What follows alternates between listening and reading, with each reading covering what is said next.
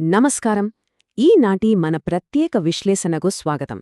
ఒకప్పుడు రాజకీయాలు అంటే వీధుల్లో ధర్నాలు, మైకుల మోతలు, పాదయాత్రలు. కాని ఇప్పుడు సీన్ మొత్తం మారిపోయింది. ఇప్పుడు పాలిటిక్స్ అంతా మన అరచేతిలో ఉన్న స్మార్ట్ ఫోన్ స్క్రీన్లపైనే నడుస్తోంది. అసలు మన ఇండియన్ పాలిటిక్స్ ఎలా ఇంతలా మారిపోయాయి? ఈరోజు దీని గురించే మనం మాట్లాడుకుందాం. సరే, ఇక ఏమాత్రం ఆలస్యం చేయకుండా మ్యాటర్లోకి వెళ్దాం. ఈ మాటనొక్కసారి గమనించండి. రాజకీయాలు వీధుల నుంచి స్మార్ట్ ఫోన్ స్క్రీన్పైకి మారాయి. అవునండి, ఇది అక్షరాలా నిజం. జెన్జీ యువత అంటే కేవలం మీమ్స్, ఇన్స్టా రీల్స్ లేదా గేమింగ్ ఆడుకునేవాళ్లే అనుకుంటే పప్పులో కాలేసినట్లే. ఎందుకంటే వాళ్లే ఇప్పుడు తమ డిజిటల్ మూమెంట్స్తో మన భారతీయ ప్రజాస్వామ్యాన్నే కొత్తగా డిజైన్ చేస్తున్నారు. ఈరోజు మన విశ్లేషణలో మనం కవర్ చేయబోయే టాపిక్స్ ఇవే: స్మార్ట్ ఫోన్ రాజకీయాలు, డిజిటల్ ప్రత్యామ్నాయాలు, సౌత్ ఇండియాలో జరుగుతున్న ప్రయోగాలు, వీటి బలాలు ప్రమాదాలు, అలాగే ఫైనల్గా ట్రస్ట్ పాలిటిక్స్ లేదా నమ్మక రాజకీయాలు. రండి ఒక్కొక్కటి చూద్దాం. మొదటి విభాగం: స్మార్ట్ ఫోన్ పాలిటిక్స్. అసలు ఈ కొత్త డిజిటల్ యుగమేంటో చూద్దాం. ఇక్కడ మనం ఒక ఇంట్రెస్టింగ్ పదాన్ని మాట్లాడుకోవాలి. అదే కాక్రోచ్ జనతా పార్టీ. వినడానికి కొంచెం ఫనీగా ఉన్నా ఇదొక పవర్ఫుల్ మెటఫోర్. పాతతరం ప్రతిపక్షాలు సైలెంట్ అయిపోయినప్పుడు ఆటోమేటిక్గా ఒక గ్యాప్ వస్తుంది కదా. సరిగ్గా అక్కడే యువత ఆధ్వర్యంలో ఇలాంటి డిజిటల్ ఉద్యమాలు పుట్టుకొస్తాయి. వీటి స్పెషాలిటీ ఏంటంటే ఇవి ఎవరి కంట్రోల్లోనూ ఉండవు, పైగా వీటిని ఆపడం దాదాపు అసాధ్యం. ఒక అకౌంట్ బ్లాక్ చేస్తే 100 కొత్త అకౌంట్లు పుట్టుకొస్తాయి. సింపుల్గా చెప్పాలంటే నేటి యువతను రాజకీయంగా లైట్ తీసుకుంటే కుదరదని ఇది పాలిటీషియన్స్కిస్తున్న స్ట్రాంగ్ వార్నింగ్. ఇప్పుడు మన రెండో విభాగం: digital alternatives. Social media power ఎలా పనిచేస్తుందో మాట్లాడుకుందాం. పాత రాజకీయాలకు ఈ కొత్త ట్రెండ్కి మధ్య తేడా చాలా క్లియర్గా ఉందండి. పాత స్టైల్ ప్రతిపక్షాలు ఎప్పుడూ డబ్బు, పెద్ద ఎన్నికల యంత్రాంగం, మెయిన్ స్ట్రీమ్ మీడియా ఆధిపత్యం వీటిమీద డిపెండ్ అయ్యేవి. కానీ మన డిజిటల్ ఉద్యమాల స్టైలే వేరు. వీటికి ఆయుధాలేంటో తెలుసా? వేగం, వైరల్ చేయడం, అఫ్కోర్స్ మనందరి చేతుల్లో ఉండే స్మార్ట్ ఫోన్. అసలు ఈ రేంజ్ డిజిటల్ షిఫ్ట్ ఎందుకు జరుగుతోందో ఈ పాయింట్స్ చూస్తే మనకు స్పష్టంగా అర్థమవుతుంది. బలహీనపడిన ప్రతిపక్షాలు, అలాగే రాజకీయాల్లో ఎప్పటికీ పూడ్చలేని ఒక శూన్యం. మీరు గమనిస్తే ప్రజాస్వామ్యంలో ఏ ఖాళీ ఎప్పటికీ అలా ఉండిపోదు. పాత పార్టీలు ఫెయిల్ అయినప్పుడు ప్రజల్లో ఉన్న ఆ అసంతృప్తి సహజంగానే కొత్త డిజిటల్ ప్లాట్ఫామ్స్లను వెతుక్కుంటుంది. అంటే మన స్మార్ట్ ఫోన్ ఇప్పుడొక పవర్ఫుల్ పొలిటికల్ వెపన్గా మారిపోయిందన్నమాట. సరే, ఇదంతా థియరీ. మరి ప్రాక్టికల్గా గ్రౌండ్లో ఏం జరుగుతుందో చూడాలి కదా.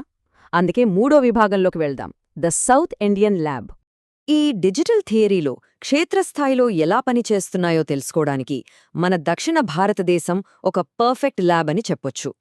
ఇక్కడ 3 ప్రధాన రాష్ట్రాలు, అక్కడి ముఖ్య నాయకులు అంటే తమిళనాడులో విజయ్, ఆంధ్రప్రదేశ్లో పవన్ కళ్యాణ్, తెలంగాణలో కవిత, ఈ ముగ్గురు చుట్టూ జరుగుతున్న పాలిటిక్స్ని మనం కంపేర్ చేసి చూద్దాం.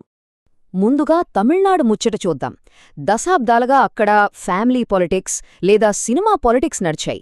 కానీ ఇప్పుడు అక్కడి యువత ఒక కొత్త దారి కోసం గట్టిగా వెతుక్కుతోంది. విజయ్ గారు పెట్టిన టీవీకే పార్టీ చుట్టూ కనిపిస్తున్న డిజిటల్ హవా చూస్తుంటే ఇది కేవలం పాతకాలం నాటి సినిమా అభిమానం మాత్రమే కాదనిపిస్తుంది. ఒక స్వతంత్రమైన రాజకీయ ప్రయాణం కోసం, స్థిరమైన ప్రసంగాల కోసం యువత పడుతున్న తపన ఇక్కడ స్పష్టంగా కనిపిస్తోంది. ఇక్కడ అసలైన ట్విస్ట్ ఏంటంటే కేవలం ఒక మూమెంట్ మొదలు పెడితే సరిపోదు, దానికి ఒక స్వతంత్రమైన రాజకీయ సిద్ధాంతం ఉందా అనేది అసలు ప్రశ్న. ఆంధ్రాలో పవన్ కళ్యాణ్ గారి జర్నీ ఇందుకు ఒక బెస్ట్ ఎగ్జాంపుల్. స్టార్టింగ్లో ఆయనిచ్చిన వ్యవస్థ వ్యతిరేక స్పీచ్లు యువతలో భారీ అంచనాలు క్రియేట్ చేశాయి. కానీ ఆ తర్వాత లెఫ్ట్ పార్టీలతో, బీజేపీతో, ఆ తర్వాత టీడీపీతో పొత్తులు పెట్టుకోవడం చూస్తే ఆయన ఐడియాలజీ ఎంతవరకు ఇండిపెండెంట్ అనే ప్రశ్నలు కూడా వచ్చాయి. పాలిటిక్స్లో స్ట్రాటజీలు మారొచ్చు, కానీ యూత్ మాత్రం తమ లీడర్ల నుంచి ఒక స్థిరత్వాన్ని కూడా బలంగా ఎక్స్పెక్ట్ చేస్తున్నారని ఇది నిరూపిస్తుంది కదా. ఇక తెలంగాణ విషయానికి వద్దాం. ఇక్కడున్న పొలిటికల్ గ్యాప్లో ఇండిపెండెన్స్ను నిరూపించుకోవడం ఒక పెద్ద ఛాలెంజ్. అధికార వ్యతిరేకతను ఎదుర్కొంటున్న బీఆర్ఎస్ నేపథ్యం నుండి కల్వకుంట్ల కవిత గారు ఒక కొత్త రాజకీయ దారిని వెతుకుతున్నట్లు చర్చలు నడుస్తున్నాయి. ఒకవైపు కాంగ్రెస్ తన బేస్ను స్ట్రాంగ్ చేసుకుంటోంది, మరోవైపు బీజేపీ తన వాయిస్ని వినిపించడానికి ట్రై చేస్తుంది. ఇలాంటి టైంలో ఒక కొత్త ఆల్టర్నేటివ్ రావాలంటే అది పెద్ద పార్టీల వ్యూహాల్లో చిక్కుకోకుండా తనకంటూ ఒక సెపరేట్ ఐడెంటిటీని నిరూపించుకోవడం ఇక్కడ అత్యంత కీలకం. ఈ ఒక్క పాయింట్ మనం ఇప్పటిదాకా చెప్పుకున్న రీజనల్ పాలిటిక్స్కి ఒక పర్ఫెక్ట్ సమ్మరీ లాంటిది. మీరు ఎవరికి వ్యతిరేకమని కాదు, మీరు ఏ సిద్ధాంతానికి అనుకూలం అన్నదే ఇవాల్టి యువత అడుగుతున్న సూటి ప్రశ్న. చూస్తున్నారు కదా, నేటి జెన్జీ కేవలం ఎమోషనల్ స్పీచ్లు విని క్లాప్స్ కొట్టే స్టేజ్లో లేరు. వాళ్లకి ఐడియాలజీలో క్లారిటీ కావాలి, ఒక కన్సిస్టెన్సీ కావాలి. ఇప్పుడు సెక్షన్ 4 బలాలు మరియు ప్రమాదాలు. అసలు ఈ డిజిటల్ మూవ్మెంట్స్లో ఉన్న రియాలిటీ ఏంటో కొంచెం బ్యాలెన్స్డ్గా చూద్దాం. ఒకవైపు చూస్తే ఈ డిజిటల్ ఉద్యమాలు చాలా పవర్ఫుల్. ఇవి వికేంద్రీకృతంగా ఉండటం వల్ల ప్రభుత్వాలు వీటిని సెన్సార్ చేయలేవు, అంత ఈజీగా ఆపలేవు. కానీ కాయిన్కి రెండో వైపు కూడా చూడాలి కదా. Fake news, emotional manipulation, social మీడియాలో వైరల్ అయ్యే తప్పుడు అపోహలు, వీటన్నింటికీ ఈ ప్లాట్ఫామ్స్ అడ్డగా మారిపోతున్నాయి. సరియైన సమాచారం లేకపోవటం నిజంగానే ప్రజాస్వామ్యానికి పెద్ద డేంజర్. ఇక్కడే మనకు పెద్ద రియాలిటీ చెక్ పడుతుంది. సోషల్ మీడియాలో వచ్చే వేల కొద్దీ లైక్లు, షేర్లు నిజంగా ఎలక్షన్ టైంలో ఓట్లుగా మారుతాయా? ఆన్లైన్లో ట్రెండ్ అయినంత మాత్రాన ఎలక్షన్స్ గెలవలేరు. ఆ డిజిటల్ ఉత్సాహాన్ని ఓట్లుగా మార్చాలంటే క్షేత్రస్థాయిలో బలమైన, దీర్ఘకాలిక, సంస్థాగత నిర్మాణం ఉండాలి. రాజకీయ చరిత్ర మనకు పదే పదే చెప్తున్న నిజం ఇదే. ఇక మనం చివరి విభాగానికొచ్చేశాం. ట్రస్ట్ పాలిటిక్స్ అంటే నమ్మక రాజకీయాలు. మన ప్రజాస్వామ్య భవిష్యత్తు ఏంటో ఇక్కడ అనలైజ్ చేద్దాం. ఇదంతా చూశాక మనకు అర్థమయ్యే మెయిన్ పాయింట్ ఏంటంటే, ఈ డిజిటల్ యుగంలో నిలబడాలంటే కేవలం 2 రోజులు వైరల్ ట్రెండ్ అయితే ఏమాత్రం సరిపోదు. ఒక స్థిరమైన సిద్ధాంతం ఉండాలి, ప్రజలతో లాంగ్ టర్మ్ కనెక్షన్ ఉండాలి, అన్నిటికంటే ముఖ్యంగా ఎవరిమీద ఆధారపడని స్వతంత్ర రాజకీయ ధైర్యం ఉండాలి. మారుతున్న కాలంలో ముఖ్యంగా సౌత్ ఇండియా లీడర్స్ నేర్చుకోవాల్సిన బేసిక్ లెసన్స్ ఇవే. ఇక్కడ పాలిటిక్స్లో ఒక డీప్ షిఫ్ట్ జరుగుతోందండి. ఫ్యాంటమ్ పాలిటిక్స్ పోయి పాలిటిక్స్ ఆఫ్ ట్రస్ట్ వస్తోంది. అంటే కేవలం ఫేవరెట్ హీరో అనో, సెలబ్రిటీ అనో గుడ్డిగా ఓట్లు గుద్దేసే రోజులు నెమ్మదిగా ముగుస్తున్నాయి.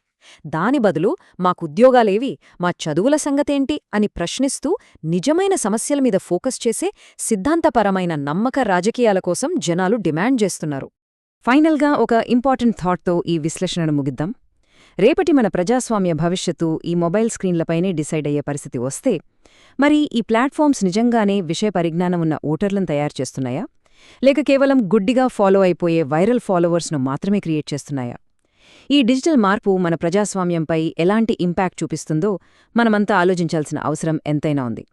ఈనాటి మన ప్రత్యేక విశ్లేషణను ఫాలో అయినందుకు థాంక్యూ.